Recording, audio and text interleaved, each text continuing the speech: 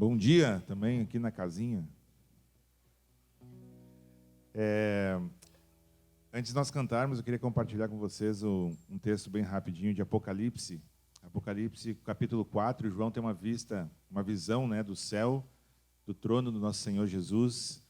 E é uma imagem muito magnífica, né, com trovões, com fogo e coisas assim. E tem algumas criaturas bem estranhas ali, que estão dia e noite cantando, entoando um cântico de louvor e adoração a Deus.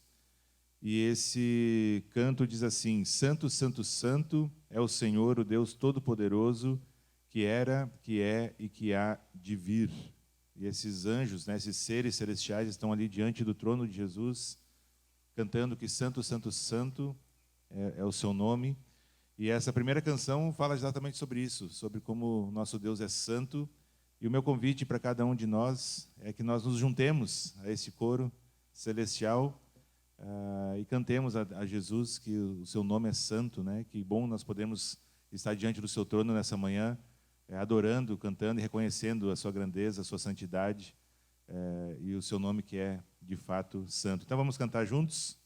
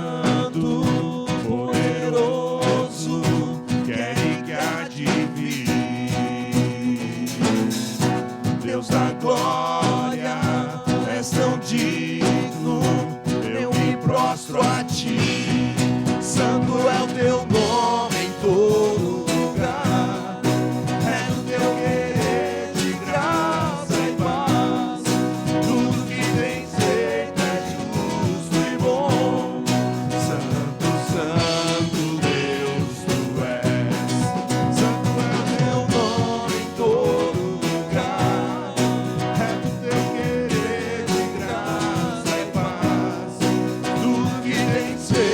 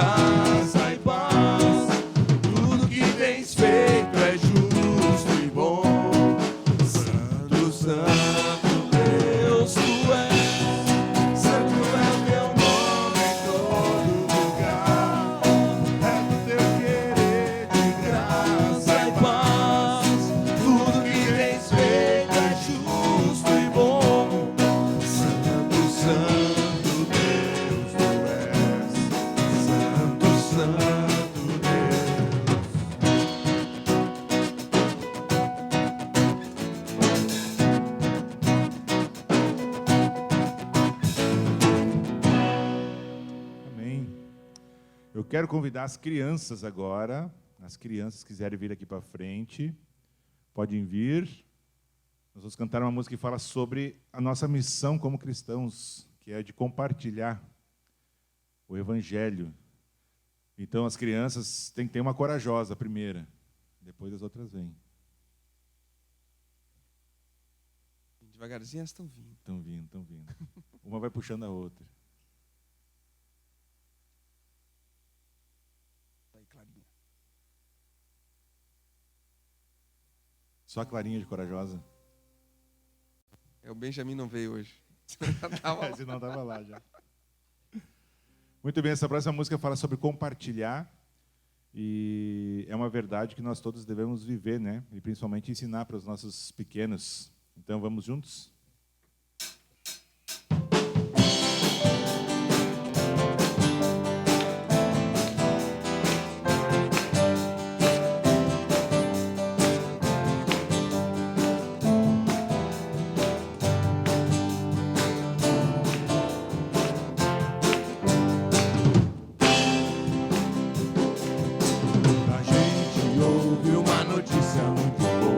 Precisa contar aos outros também. Nós podemos guardar pra nós a vida toda. Vamos compartilhar o que a gente tem. Eu quero te contar que Jesus vai te fazer bem. Quando conheci Jesus, minha vida se transformou. Ele me deu a paz, Ele me perdoou. Jesus encheu meu coração de amor. Não posso guardar como um segredo. Eu quero contar sem nenhum medo que Jesus é bom. Não posso guardar como um segredo. Eu quero contar sem nenhum medo que Jesus é bom. Vamos do início? Quando a gente ouve uma notícia muito boa, precisa contar aos outros também. Não podemos guardar pra nossa vida toda. Vamos compartilhar o que a gente tem. Eu quero te contar que Jesus vai te fazer bem. Quando conheci Jesus, minha vida se transformou. Ele me deu a paz, Ele me perdoou. Jesus encheu meu coração de amor. Não posso guardar como um segredo. Eu quero contar sem nenhum medo que Jesus é bom. Não posso guardar como um segredo. Eu quero contar sem nenhum medo que Jesus é bom. Quando a gente ouve uma notícia muito boa, precisa contar aos outros também. Não podemos guardar pra nossa vida toda. Vamos compartilhar o que a gente tem. Eu quero te contar que Jesus vai te fazer bem. Muito Amém. bem. Parabéns, Clarinha. Parabéns, Clarinha. Foi corajosa. Vamos orar pelas crianças? Senhor Jesus, obrigado, Pai, pelo privilégio que temos de cantar junto com nossos filhos, nossas crianças aqui, Pai. Obrigado, Pai, porque o Senhor nos deu elas como herança, como presente. E capacita, Senhor, a cada um de nós que está perto de uma criança, que é pai, que é mãe, a ser um instrumento nas Tuas mãos, Pai, que elas possam Te conhecer. Usa também o tempo que elas vão ter aqui de aulinha, lá em cima. Usa cada professor, Pai, conforme a Tua vontade, o Teu propósito, Pai, para a vidinha de cada uma delas. Nos ajuda, Senhor, a sermos pessoas que compartilham de fato o Teu amor, o Teu Evangelho, a começar com os nossos pequenos que estão ao nosso redor. Então, obrigado, Senhor, por tudo isso. Em Teu nome que oramos. Amém.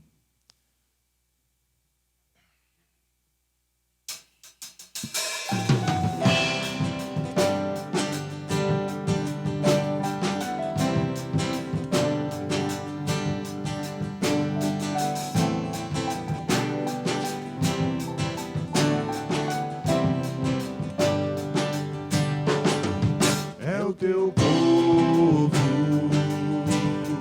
aqui presente, todos numa só voz declarando que só tu és grande. Exaltamos teu doce nome, pelo amor, pela cruz, por teu filho Jesus, pois és santo, sim, és digno de louvor e de ser adorado. És bondoso, Pai querido, dentre todas as coisas, tu és verdadeiro Senhor. É o teu povo aqui presente, todos numa só voz declarando que só tu és grande. Exaltamos teu doce nome, pelo amor, pela cruz, por teu filho Jesus, pois és santo, sim, és digno de louvor e de ser adorado.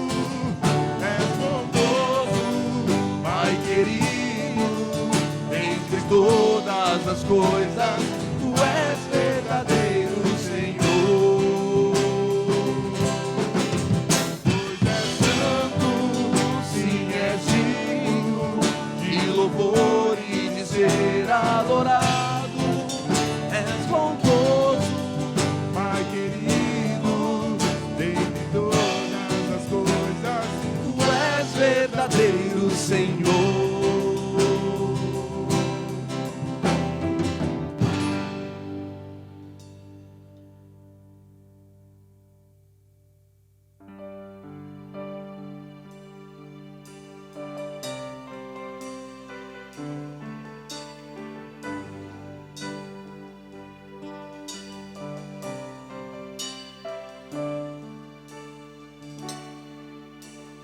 Grande é o Senhor e muito digno de louvor. Na cidade do nosso Deus, seu santo monte, a alegria de toda a terra.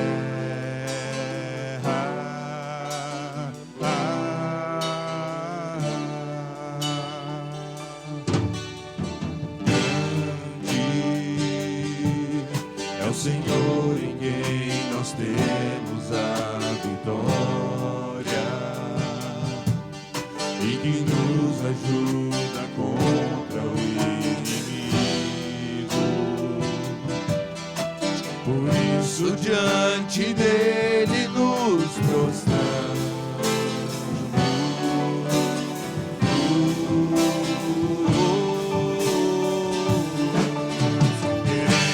O teu nome engrandecer e agradecer-te por tua obra em nossas vidas. Confiamos em teu infinito amor, pois só tu és o Deus eterno sobre toda a terra.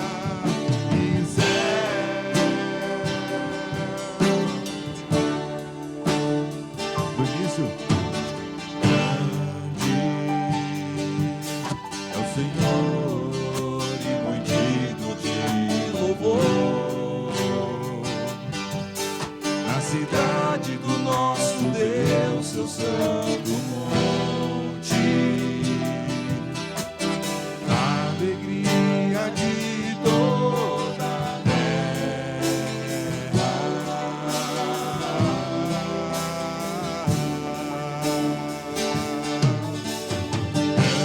Grande é o Senhor em quem nós temos a vitória, que nos ajuda contra o inimigo. Por isso diante dele nos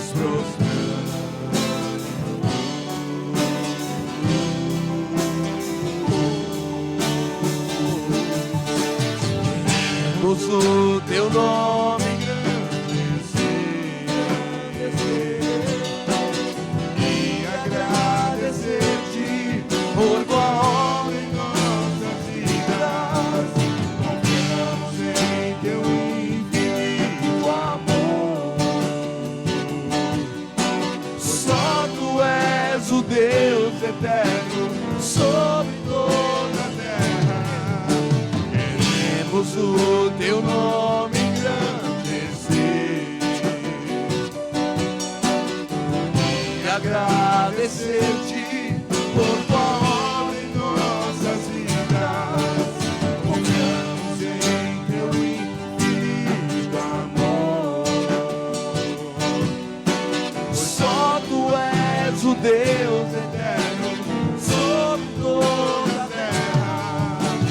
Só tu és o Deus eterno sobre toda a terra. Só tu és o Deus eterno sobre toda a terra e céu.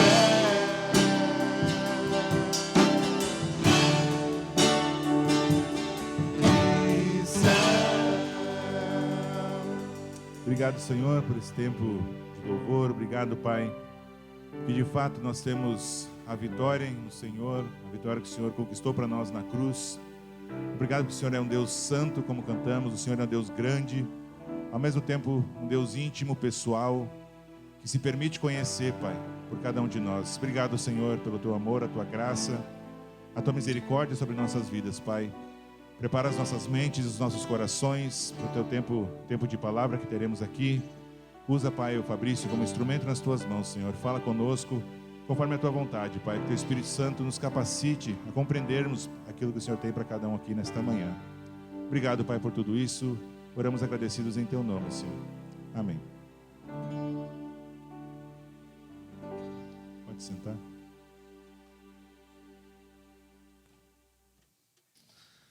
Mais uma vez, bom dia. Não sei se eu falei bom dia antes. Falei? Não? Acho que não, né?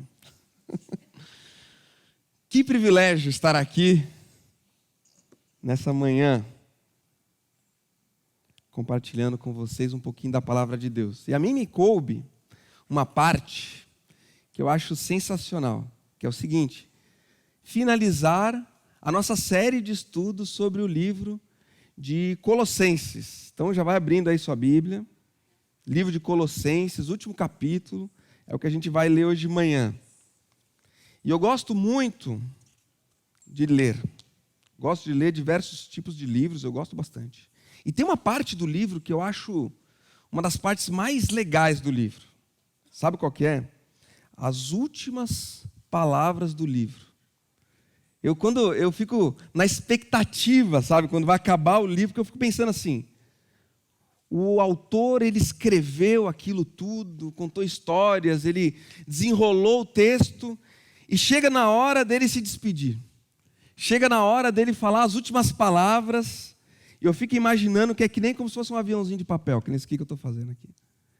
Que ele está fazendo, ele escrevendo todo o contexto, e ele pega aquelas últimas palavras, coloca num parágrafo ali e solta aquele aviãozinho voando.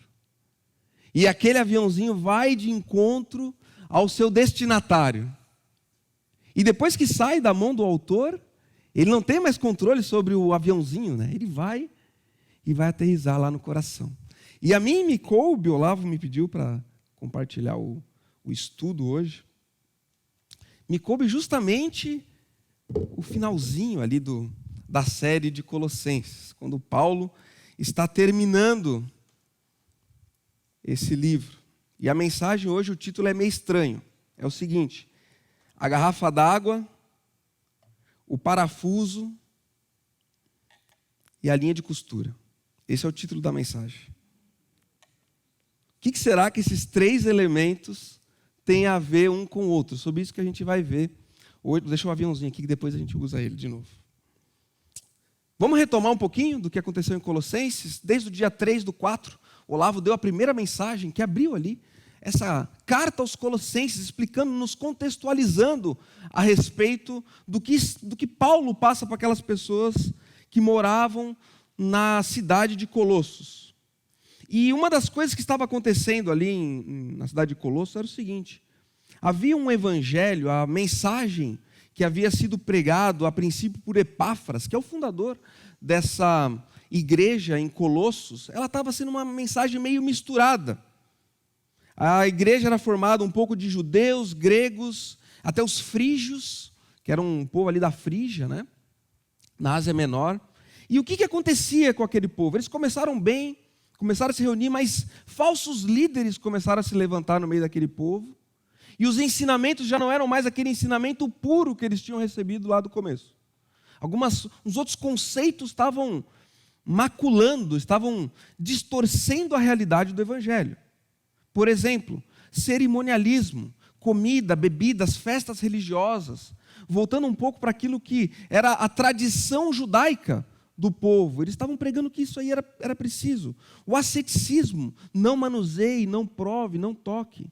A adoração dos anjos, a depreciação de Cristo, que Cristo não era assim, tão Deus assim a esse ponto. O que mais? Conhecimentos secretos, de que Cristo não era suficiente, que precisava de outros conhecimentos, novas revelações para aquelas pessoas chegarem ao reino dos céus. Estava nascendo ali o chamado gnosticismo, é o início desse conceito, né?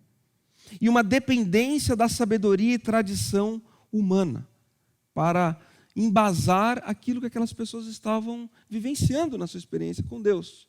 E Epáfras pede para Paulo ajuda para lidar com essas heresias que estão surgindo, e Paulo escreve essa carta de Colossenses. E o tema central dessa carta é o seguinte: Cristo é suficiente. Paulo é ele não entra a fundo em todas essas falsas crenças que eu citei há pouco. Ele não faz um estudo sobre o gnosticismo no livro de Colossenses. Não, ele mostra quem é Cristo. Como se você imagina que você vai saber como é uma nota verdadeira de dinheiro. Você não precisa estudar as falsas. Basta você se deparar das características da nota verdadeira. Ao ver a nota verdadeira, você sabe identificar de longe uma que é falsa. E Paulo pega e traz quem é Cristo. E que Ele é suficiente. Lá no capítulo 2, versículo 3 diz: nele estão escondidos todos os tesouros da sabedoria e do conhecimento. E o livro de Colossenses ele é dividido em duas partes. A primeira parte, como o Olavo comentou em uma das suas mensagens, é a ortodoxia. E a segunda é a ortopraxia. O que são esses dois conceitos? A ortodoxia é a doutrina correta, o alinhamento do conceito de quem Cristo é. Capítulo 1 e 2 fala sobre isso. E depois, Paulo entra na ortopraxia, que é a prática. De como é a prática correta desse conceito, que é Cristo em nós. E Cristo, ele é descrito em Colossenses de uma maneira muito profunda. Talvez a carta mais cristocêntrica que existe no Novo Testamento. Ele é a imagem de Deus. Capítulo 1, versículo 15. O Criador, no versículo 16 do capítulo 1. Sustentador e pré-existente de todas as coisas, no 1,17. O cabeça da igreja, no 1,18. Primeiro a ser ressuscitado dentre os mortos, também no 1,18. A plenitude da forma de Deus, no 1,19 e no 2,9. E Ele é o reconciliador, no 20 ao 22. Cristo é suficiente. E o contexto em que os colossenses viviam é um contexto muito parecido com o nosso. Muito parecido. Onde Cristo ele é diminuído para dentre tantas outras correntes de pensamentos que norteiam o nosso mundo. Essa semana eu estava conversando com um amigo meu e ele estava me explicando o conceito que ele tem a respeito de Deus. E ele fez um desenho mostrando assim, islamismo, hinduísmo, diversas religiões, e no meio ele colocou o cristianismo. E todos os caminhos ele disse que levava até Deus. E ali está um homem que tem a visão que é o reflexo dos nossos dias. Uma mistura. E ou Cristo, ele é tudo, ou ele não é. Ou a nossa fé entende o evangelho como um todo, ou ela é uma fé fraca. Porque o que Cristo mostra nesse texto, o que Paulo mostra a respeito de Cristo, é que ele é suficiente. E sendo ele suficiente, não há outro Deus. Cristo não é um que é colocado numa estante junto com outros conceitos, com outros deuses. Não, ele é suficiente. E essa parte aqui, vamos ler então o nosso texto agora, depois dessa rápida introdução. Capítulo 4. Que é a parte aqui do finalzinho, do aviãozinho que vai voar das mãos de Paulo aos nossos corações. Se eu pudesse dividir o texto da Bíblia novamente, eu colocaria o capítulo 4 começando a partir do versículo 2. Porque o 1 faz mais parte do bloco de cima do que do de baixo, né?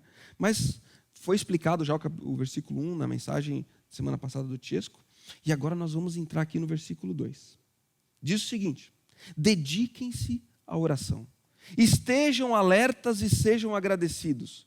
Ao mesmo tempo, orem também por nós, para que Deus abra uma porta para a nossa mensagem, a fim de que possamos proclamar o mistério de Cristo, pelo qual estou preso.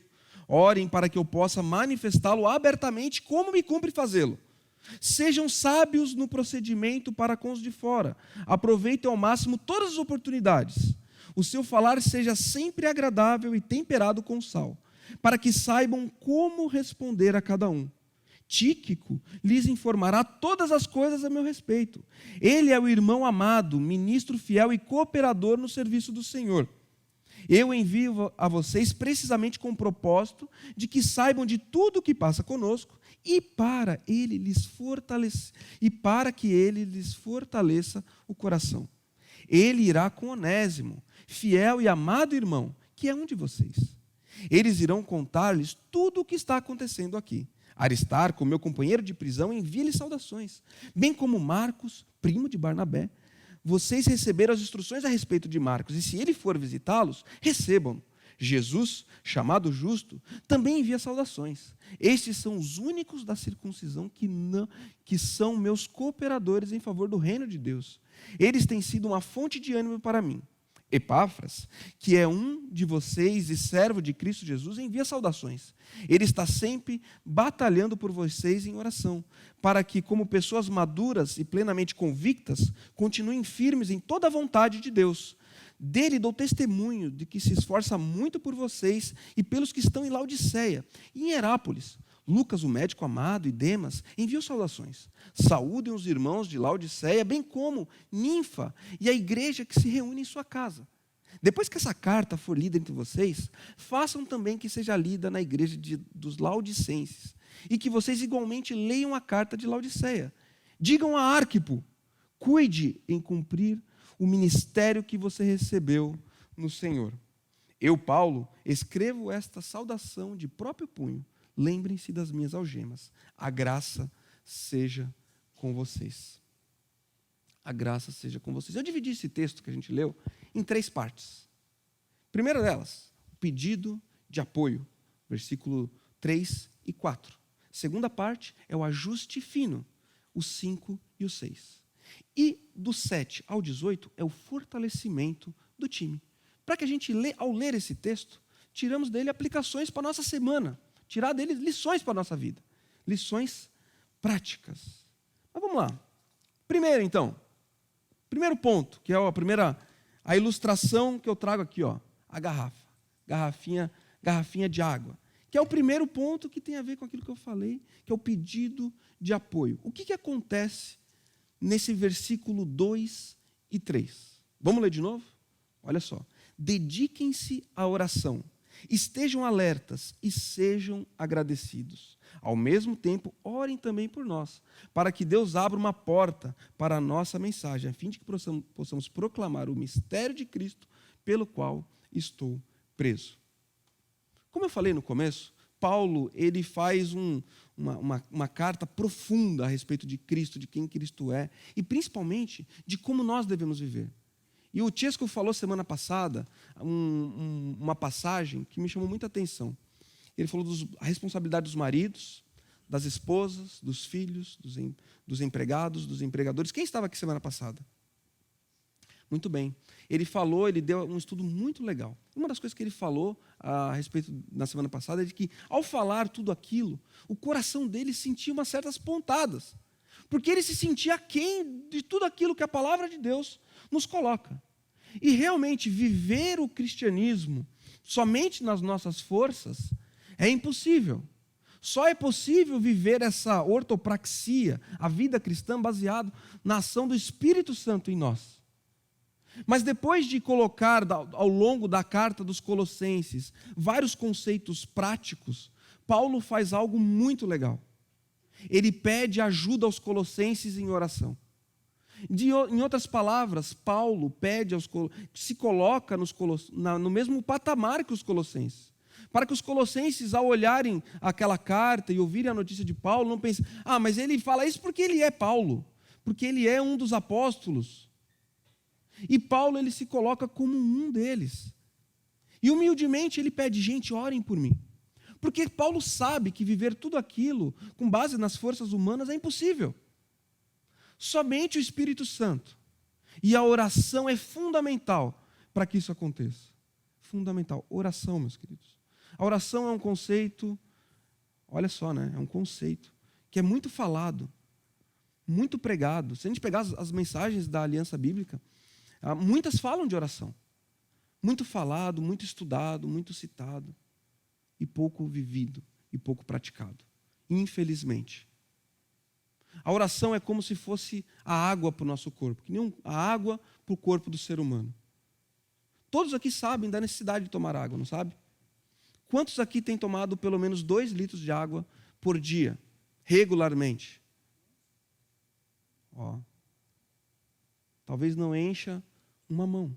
Mas se a gente sabe que a água é tão importante, por que a gente não bebe? E beber água é tão simples, é ou não é? Encher um copinho, beber. Chimarrão não vale. Os médicos dizem que pelo menos 2 litros d'água nós temos que tomar. Sabemos que é importante. E não tomamos. E eu arrisco dizer, quando você estiver com dor de cabeça, que você olha aquele paracetamol, Tilenol, né? Você vai dizer, eu vou tomar esse paracetamol. Você faz assim da próxima vez. Ao invés de tomar o remédio, você enche só 2 copos grandes de água e bebe só água. Muito provavelmente a sua dor de cabeça vai passar. Sabe por quê? Desidratação. A desidratação é uma das coisas que mais dá dor de cabeça na gente. Aí a gente toma o remédio, às vezes o que curou foi a água, não foi o remédio. Só uma dica para nós. A água, ela é fundamental, cerca de 70% do nosso corpo é feito de água. O Valcir está tomando, já. E é boa. E muitas vezes nós estamos desidratados, precisando de água, e não estamos tomando. E a oração é como se fosse a água para a vida cristã. Quando uma pessoa se perde numa ilha deserta, a primeira coisa que ela vai é tentar achar água, porque sem água ela vai morrer. E sem a oração o cristão morre. E às vezes a oração nossa, ela vira que nem uma conta-gota de água que uma pessoa está bebendo. Eu oro, Fabrício, antes de comer, uma oração rápida. Eu oro, Fabrício, antes de dormir, uma oração meio sonolenta. E nós, como cristãos, infelizmente, não fazemos disso algo primordial para a nossa vida. E Paulo, ele entende isso, ele pede que os colossenses orem também por nós. E esse orem por nós é um desafio a mais. Sabe por quê? Porque orar por nós já é um desafio constante. E orar pelo outro, despender do seu tempo, de lembrar do outro e orar pelo outro, pelas necessidades do outro, parece que para nós é um desafio, não é natural a nós. Não é natural a nós. E é muito interessante que Paulo ele coloca aqui também um negócio, que é o seguinte: orem para que Deus abra uma porta para a nossa mensagem, a fim de que possamos proclamar o mistério de Cristo pelo qual estou preso. Orem para que eu possa manifestá-lo abertamente, como me cumpre fazê-lo. Você viu que Paulo está pedindo para que a mensagem que ele fala encontre corações que recebam essa mensagem. Essa é a oração de Paulo. E eu quando estava lendo isso, eu percebi uma coisa. Como que era um dos aspectos do ministério de Paulo? Ele escrevia a carta e mandava, né? Então ele usa a carta para pedir para aquelas pessoas: orem para que essa carta, ao encontrar o coração de vocês, encontre morada. Olha que interessante isso. Sabe que quando o Olavo vai preparar um estudo, o Francesco, ou outras pessoas vão preparar um estudo, a gente tem um preparo para isso. Um preparo de estudar comentários bíblicos, né? Muitos comentários são citados. E eu acho isso é fundamental para que a mensagem seja uma mensagem coesa, que seja bíblica, né? Mas isso não isenta a responsabilidade que nós temos como igreja de orarmos pela mensagem que será ministrada. Porque às vezes nós nos portamos como meros consumidores do domingo de manhã ou domingo à noite. E a gente vem para a celebração e fica pensando assim, o que será que vai acontecer hoje? Será que vai ser bom? Será que vai ser ruim? E o desafio que Paulo está colocando aos Colossenses, ele coloca para nós também. Ore para que a mensagem pregada, para que a mensagem explanada, seja bem estruturada e principalmente que faça morada no seu próprio coração. Já pensou? Se na segunda-feira nós começássemos a orar por aquele que trará a próxima mensagem domingo de manhã. E orássemos na terça, na quarta, na expectativa que Deus falasse conosco no domingo de manhã. Ou orássemos pelo momento de louvor que vai acontecer aqui no domingo de manhã. A expectativa, nutrindo essa expectativa. Você entende que ao chegarmos aqui de manhã, o sabor da celebração talvez fosse diferente? Talvez uma pequena frase que fosse dita na mensagem viria de encontro ao meu coração. Porque houve um preparo. É que nem a vida de casado, sabe? Eu vou falar, solteiros, fechem os ouvidos nesse momento. É bem baixinho eu vou falar. Mas, maridos, é necessário semear com a sua esposa sempre. Você quer ter uma boa intimidade com a sua esposa? Semeie sempre. Mande umas piscadinhas de vez em quando. A gente tem que ir preparando o terreno. Da mesma forma, meus queridos, diante de nós temos a mensagem sendo aberta. Será que nós estamos nos preparando em oração para que isso seja um momento que realmente nos transforme? E para mim, eu descobri uma coisa quanto à água. Eu tinha muita dificuldade de beber água. E eu descobri que eu precisava de um sistema para beber água. Aí eu fui e comprei a garrafa. Esporte. Eu fico olhando aqui, ó, dá a impressão que eu sou esportista, né? Fico olhando. Comprei o filtro certo, tem a água certa. E eu encho, tem que ser 3 garrafinhas dessa por dia. Uma eu tomo de manhã, outra durante o trabalho de manhã e uma de tarde. E a partir do momento que eu criei um sistema para que isso acontecesse, eu comecei a beber água. Comecei a fazer disso uma rotina na minha vida. E é legal que a Bíblia está repleta de pessoas que desenvolveram metodologias também para orar.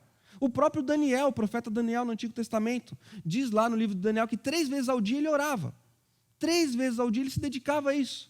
O que, em outras palavras, que ele fez? Ele comprou uma garrafinha d'água. E 3 vezes ao dia ele ia para a sacada da casa dele e orava, entregava a Deus. Porque para ele aquilo era o fundamental. E eu recebi do meu amigo Fábio algo muito legal, que tem me ajudado bastante nisso, que é um cronograma de oração. O que é esse cronograma de oração? Cada dia da semana, um tema para que eu ore. Na segunda-feira, louvor e adoração a Deus, orar por nós mesmos. Na terça, orar pelo nosso cônjuge, pela nossa esposa, pelo nosso esposo, pela nossa família, pela conversão deles e pelo crescimento deles. Na quarta, pela aliança, pelos líderes, pelos ministérios, os discipulados, os grupos células, as finanças, o ensino e o louvor. Na quinta, grupo célula, oração específica pelo grupo célula. Orar pelos pedidos, pelos líderes, pela multiplicação, pela profundidade e pela comunhão. Na sexta-feira, pelos vizinhos, pela cidade de Caxias do Sul, pelo Rio Grande do Sul, pelo Brasil, pelos governantes, pelos encarcerados, pelos enlutados, pelos hospitalizados, pelos drogaditos, pelos pobres, pelos desempregados.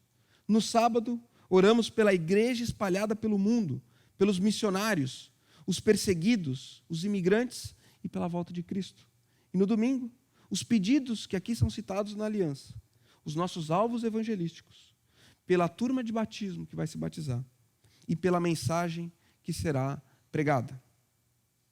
Nesse cronograma eu acho ele muito interessante porque ele faz um panorama na nossa vida. E entre todos esses dias a gente coloca aqui alguns pontos especiais. Os pedidos que alguém pediu para você orar. Às vezes alguém pede para a gente assim, estou com uma dificuldade. E naquela hora a gente solta uma frase, às vezes bem intencionada, mas que acaba virando uma mentira. A gente fala assim, vou orar por você. E acaba nem lembrando, né? E às vezes a gente acaba falando isso. Então, acrescente no meio dessa semana essas orações. Ore pelos presbíteros, nomeie eles. Sabem quem são os presbíteros da Aliança Bíblica? Todo mundo sabe? Fábio, Jair e Vanderlei. 3 homens que têm grandes responsabilidades, que têm levado um peso muito grande. Eles precisam que a gente ore por eles. Os missionários da Aliança, a Elô falou aqui, a respeito do ministério que ela tem feito lá. Essa ideia de cronograma, eu coloquei no roteiro da célula. E eu gostaria de pedir você, facilitador, que vai ter um encontro essa semana, faça uma cópia de cada um desse cronograma e entregue para cada pessoa. Já pensou? Eu fico sonhando. Se a nossa igreja virar uma igreja cuja principal marca é a oração. Meus queridos, Caxias será transformada. Será transformada. E nós temos a responsabilidade de apoiar uns aos outros em oração. Nós temos a responsabilidade, é isso que acontece aqui nesse primeiro ponto. A água, deixa eu beber uma água aqui. Mas vamos adiante.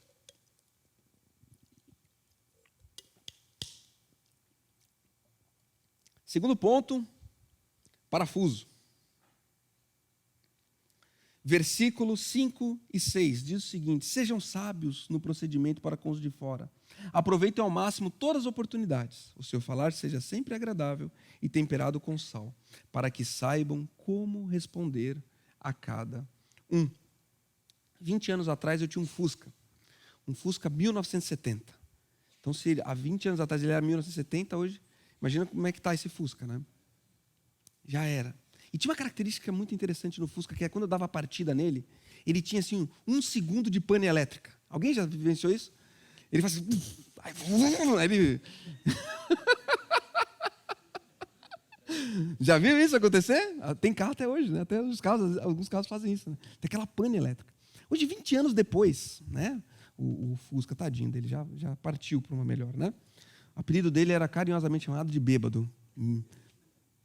Tadinho. Foi esse. Mas hoje nós estamos na época dos carros elétricos, do Tesla, moderno, avançado. Eu fico imaginando, se o Tesla der a partida e der uma pane elétrica, aquilo é tudo computador, deve ser tudo computadorizado, deve ser uma coisa muito moderna.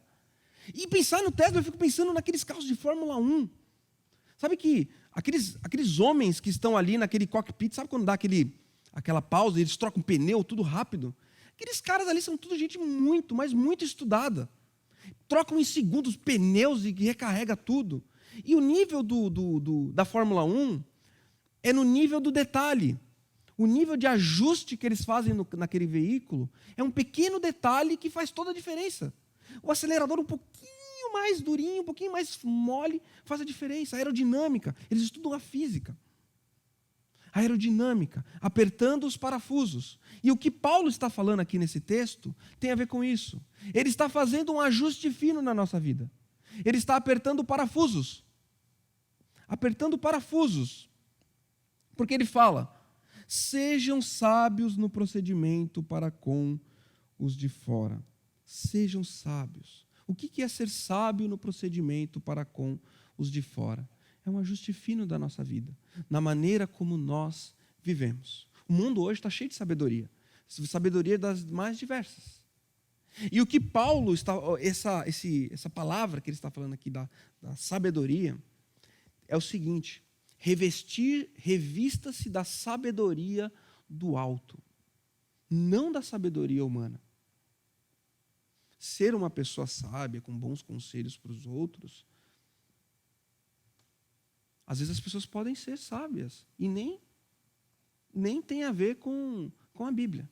Dar bons conselhos. Né? Mas o que Paulo está falando aqui para nós é: seja busque a sabedoria do alto. E buscar a sabedoria do alto, sabe o que é?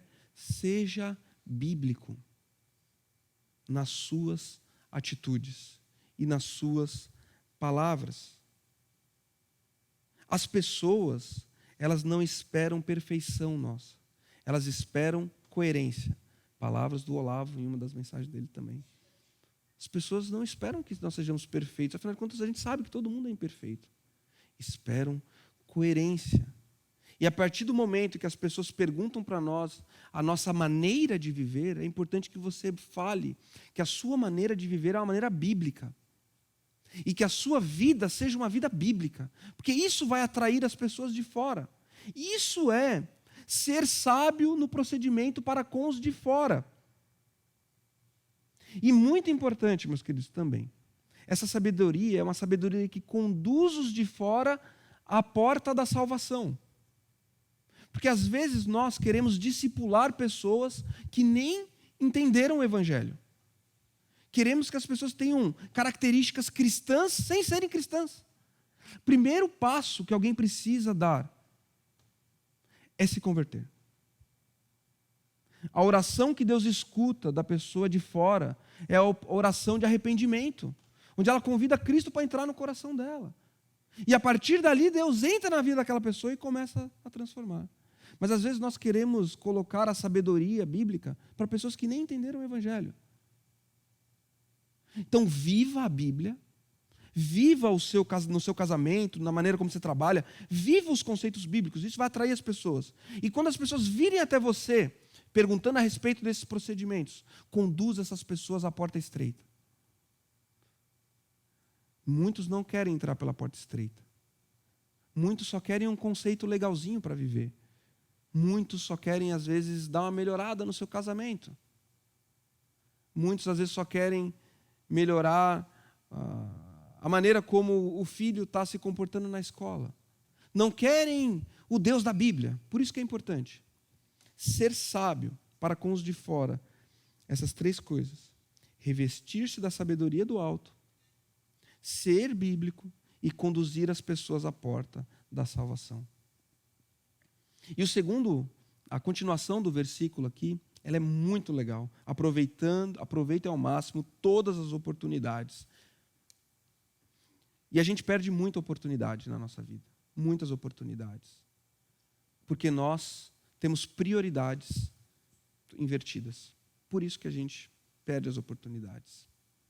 Oportunidades passam. E oportunidades em todos os momentos. Na nossa casa, no trabalho, nos almoços de família, até no elevador.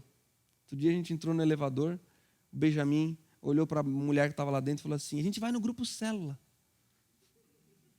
A gente está indo no grupo Célula. Aí a mulher falou: é mesmo? O que é grupo Célula? Aí a gente explicou e falou assim: eu tenho interesse em ir nesse grupo Célula. Aí eu fiquei o quê? Quase cuspi no chão e saí nadando, né? De vergonha. Porque a gente perde as oportunidades, meus queridos. E a vida passa. E a vida passa. Quantas oportunidades por causa das nossas prioridades que são invertidas. Às vezes a gente tem uma paixão tão grande pelo nosso trabalho. A gente fala do nosso trabalho com tanto afinco, com tanta dedicação.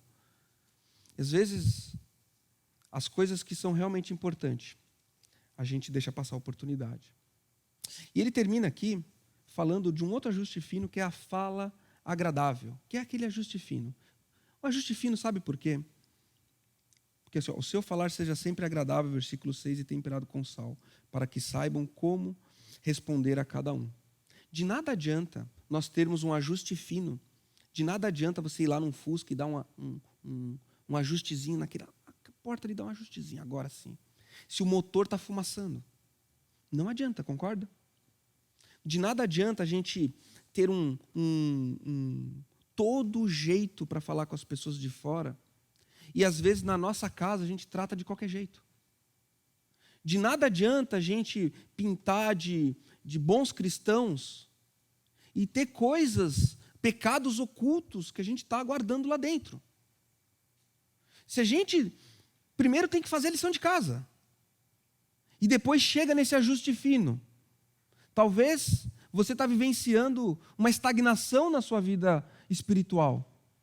Talvez você tenha se identificado com esse fusquinha. Fabrício, eu sou esse fusquinha já. Já faz 20 anos que eu estou aqui na Aliança e eu me sinto acomodado. Talvez é a hora de dar esse ajuste fino que Paulo coloca aqui. Falar seja sempre agradável, temperado com sal. Tempero com sal. E como que se tempera com sal falar? É o seguinte, escuta ativa. O processo de comunicação, ele não pode ser somente daqui para lá. Ele tem que ser de lá para cá. Muitas vezes a gente atropela as pessoas quando a gente está falando com elas. A gente está mais interessado em ganhar argumentação do que ganhar as pessoas. E a escuta ativa tem que fazer parte da nossa comunicação, esse ajuste fino. O que o outro está falando. E não ficar tentando já pensar o que eu vou responder em cima, e eu vou falar outra coisa e vou convencer essa pessoa. Escuta ativa, escute o que a pessoa tem a dizer. Sem respostas prontas. Às vezes a gente tem respostinha para tudo. O ajuste, saber uma fala agradável, é uma fala que não tem respostinhas prontas, é que realmente escuta. Entende. Sabe que entender é diferente de assinar embaixo, né? Quando a pessoa fala tudo aquilo que ela acredita, eu entendo a sua busca. Foi o que eu falei para o meu amigo, quando ele fez aquele gráfico, eu falei, eu entendo o que você está querendo dizer. Só que a Bíblia diz outra coisa. Foi o que Paulo fez quando ele chegou em Atenas. Ele viu aqueles postes ídolos, todo aquele monte de ídolo. Ele não saiu chutando tudo, quebrando tudo, pisoteando na fé daquelas pessoas, não. Ele falou, esse poste aqui que vocês têm, ele é exatamente, ao Deus desconhecido, que está escrito aqui, é exatamente o Deus que eu venho proclamar. Paulo nunca tinha se deparado antes com uma situação daquela. Ele não tinha uma respostinha pronta. O Espírito Santo de Deus mostrou para ele. E ele estava atento para aquilo que estava acontecendo. Ele olhou para aquilo e ele usou aquilo como tema para mostrar Cristo àquelas pessoas. Às vezes a gente está mais interessado, como eu falei anteriormente, em atropelar as pessoas do que realmente mostrar para ela quem é Cristo. E a maioria de nós chegou aqui. Sabe por quê? A maioria de nós chegou aqui porque um amigo falou de Jesus para você. É ou não é? A maioria de nós está aqui hoje porque uma pessoa próxima viveu Cristo perto de você e te influenciou. Alguém te ouviu. Alguém mostrou Jesus para você. É muito importante, meus queridos, ganharmos as pessoas. Muito bem, isso foi o parafuso, está aqui. Mas vamos para o último, já está acabando o tempo, né? Que horas são? 24, tem 6 minutos. Depois aqui desse texto, Paulo entra nas saudações finais, que é o fortalecimento do time. E ele cita diversas pessoas. Ele começa citando o tal do Tíquico. O Tíquico. Ele foi enviado para encorajar aquelas pessoas, portador da carta. Deu na mão do Tíquico a carta do Colossenses e mandou para eles. Um homem que teve uma grande responsabilidade. E esse Tíquico, ele era um homem que já tinha vivido bastante coisa já com Paulo. Lá em Atos, capítulo 20, versículo 4, você vê ele sendo enviado com uma comitiva para Troade. Ele foi com Paulo para Jerusalém e lá ele viu Paulo ser preso. Então ele já era alguém vivenciado na fé. E é muito interessante, aqui no versículo 7, vamos ler ele junto. Ó. Tíquico lhes informará todas as coisas a meu respeito. E ele é um irmão amado, ministro fiel e cooperador no serviço do Senhor. Eu envio a vocês precisamente com o propósito de que saibam de tudo o que se passa conosco e para que ele lhes fortaleça o coração. O objetivo de Paulo, agora, a partir desse momento, é fortalecer o coração de todas aquelas pessoas em Colossos. E ele já começa enviando o Tíquico, que é um encorajador para aquelas pessoas. E eu tenho uma pergunta para você. Você é do time dos que encorajam ou você é do time dos que desencorajam? Pergunte. Eu, Fabrício, qual é o time? E Paulo vai citando outras pessoas.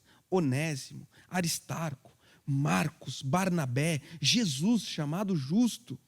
Todos esses ele vai citando. Por quê? Porque Paulo não conhecia os colossenses pessoalmente. E Paulo está, de certa forma, ao citar todas essas pessoas, costurando, fazendo uma costura, costurando-os da igreja de Colossenses a outras pessoas. Já se sentiu sozinho, às vezes, em algo que você está fazendo? Já se sentiu fraco? Que nem uma linha de costura, né? Às vezes a gente está enfrentando certas situações, a gente se sente pequeno, fraco, sozinho. Mas o que Paulo está dizendo para aqueles colossenses é que vocês não estão só. Existem outras pessoas que lutam a mesma fé que vocês lutam. E ele está costurando essas pessoas, umas nas outras. E quem está num contexto como o da aliança, não fica sozinho. Eu lembro de quando eu cheguei em Caxias, não conhecia nenhuma pessoa. Aí eu fui naquele Hotel City ali e perguntei, tem um lugar que eu posso ficar? E o guri lá me indicou um lugar que eu pudesse ficar. E naquela mesma semana, sábado, eu fui na igreja, sábado à noite. Eu cheguei lá e falei, gente, estou aqui. Sou de São Paulo, né? Sou de São Paulo. Estou aqui em meio, aquele sotaque, né, de São Paulo. Aí falei, sou cristão. Desde criança e tal. Quando eu falei, sou cristão, cara, seja bem-vindo. Cara, vamos lá para casa hoje, você vai dormir lá em casa hoje. As portas se abriram. Eu não passei nem um dia sozinho em Caxias. Tendo chegado totalmente sozinho. Costurado uns nos outros. Não se sinta sozinho, sozinha, minha querida. Junte-se a essa pessoa que está do seu lado, junte-se às pessoas do seu grupo célula, junte ao seu discipulador. A igreja talvez seja uma das últimas organizações desse mundo que realmente se importam uns com os outros. Lutamos uns pelos outros. O seu problema é o meu problema. Conte comigo e eu sei que eu posso contar com você. E Paulo está fortalecendo aquelas pessoas. E não só pessoas, mas comunidades. Ali no versículo 13 ele fala dos que estão em Laodiceia, em Hierápolis. Ele cita Ninfa, que é aquela mulher que tinha uma igreja na casa dela, ele vai costurando tudo isso. E os colossenses, eles se veem, daqui a pouco essas pessoas eram um pequeno grupo, e eles se veem fortalecidos. Porque existe um mover de Deus, de pessoas que a gente nem imagina. E isso nos costura, nos fortalece. Nos costura e nos fortalece. E Paulo vai finalizar a carta dele. Vai finalizar. E ele termina aqui, né, no versículo 18, dizendo, eu, Paulo, escrevo essa saudação de próprio punho, lembrem-se das minhas algemas, a graça esteja com vocês. Esse versículo, o último versículo, é como se fosse a assinatura, né? Atenciosamente, Fabrício Galego. Para mostrar a autenticidade daquilo que ele estava escrevendo. Mas quando eu comecei a estudar, para mim o versículo que mais me chamou a atenção, que mais mexeu comigo, foi o versículo 17. Foi o versículo anterior a esse. Que para mim é o voo do aviãozinho. Olha o que diz no versículo 17. Digam a Arquipo, cuide em cumprir o ministério que você recebeu no Senhor. Esse é o aviãozinho de papel. E quando eu li esse texto, eu li assim, digam ao Fabrício, cuide em cumprir o ministério que você recebeu do Senhor. Isso veio assim como uma flecha no meu coração. Porque quando eu tinha mais ou menos uns 14 anos de idade, lá na minha igreja, lá em São Paulo, foi um missionário. Ele mostrou uma cena, ele trabalhava lá no Amazonas, de uma comunidade, onde foram levantadas 4 paredes e colocado um telhadinho em cima. E aquele missionário falou assim, está vendo essas 4 paredes? Isso aí é uma igreja. Essas pessoas, elas dessa cidade, construíram essas 4 paredes. Só que nessa comunidade não tem ninguém que ensine. Não tem ninguém para ir ali abençoar. E essas pessoas construíram essa igreja. E eu, com 14 anos de idade, falei para Deus lá naquele dia, eu quero ser a pessoa que está lá. Deus, me usa. Me usa. E quando eu li esse texto, eu fiquei pensando, cada um de nós recebeu um chamado de Deus. Você recebeu o seu chamado. Talvez não seja para dar um estudo na frente. Talvez seja outro chamado. Mas cada um de nós recebeu de Deus um ministério. Assim como esse homem recebeu, o Arquipo. E Paulo, ele está falando para esse homem, não com alguém que está assim, ó, cuida que eu estou sabendo, hein, que você está meio negligenciando. As palavras de Paulo no livro de Colossenses são para curar, são para incentivar, são para estimular a continue. Lembre-se daquilo que você foi chamado lá atrás, lembre-se do seu ministério. E eu gostaria de terminar hoje orando e pedir para você ler esse versículo e colocar o seu nome aí no nome de Arquipo. E Deus está falando isso direto para você, assim como Ele falou comigo essa semana. Vamos ter um minutinho de oração e eu termino no final.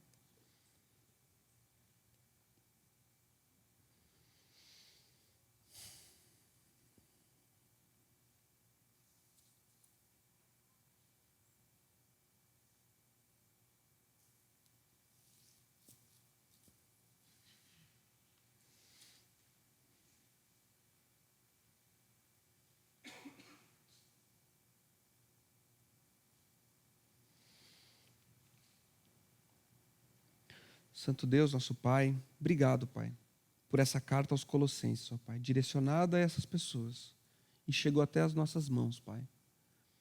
Obrigado porque ela faz todo sentido para nós, é atual, Pai. E Deus, quero pedir, ó Pai, com toda a humildade, Deus, que o Senhor me ajude na tarefa de cuidar e cumprir o ministério que o Senhor me chamou para fazer, Pai. Me ajuda, ó Pai, e ajuda todos que estão aqui, Deus e Pai. Queremos ser teus filhos, ó Pai. Não queremos levar vidas estagnadas na fé, ó Pai. Nos ajuda, Pai, nessa caminhada, Deus. Se há algo que está oculto nos corações, ó Pai, que tem que ser confessado, que hoje seja o momento para que isso aconteça, ó Pai. Venha, ó Pai, ao nosso encontro, ó Pai. Transforma as nossas vidas. É em nome de Jesus que eu oro nessa manhã. Amém. Amém, meus queridos? Até semana que vem.